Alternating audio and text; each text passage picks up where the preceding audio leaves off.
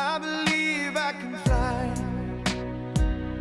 I believe. G'day, welcome to episode 274 of Trent365. Today is Saturday the 1st of September, and I read recently that Qantas, the Australian airline, is working with Boeing and Airbus to create a product that's able to do a 20-hour non-stop flight.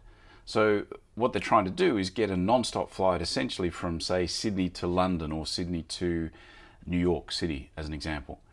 And what's interesting to me about that is not necessarily just the long-haul flight, but how it's forcing them to reimagine the in-flight experience.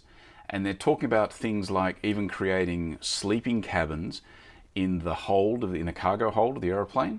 You know, like you might see on a train, like on one of those sleeper trains in the old days, or even on a boat, maybe on a yacht, that kind of stuff. So those little single cabins where you sort of slide the curtain across.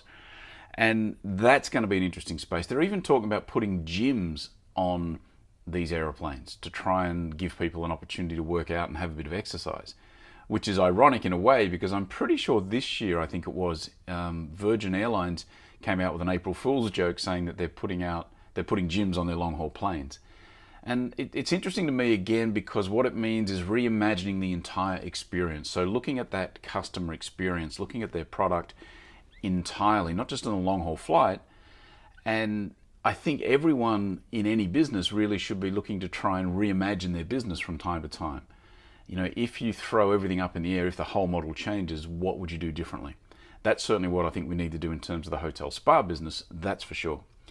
What would you like to put on a plane? If you're going to get on a plane for 20 hours, what are one of the services or facilities that you would insist on? Maybe you want to have, I don't know, sleeping cabins, eating cars like you do on the trains. Maybe that could be a way to do it instead of eating in your seat. Lots of different ways you could shake it. It's going to be interesting to see how it all plays out. Love to know what you would have to put on that 20-hour flight to make it worth your effort. Let me know. Thanks for tuning in. I will be back in tomorrow. See ya. Spread my wings and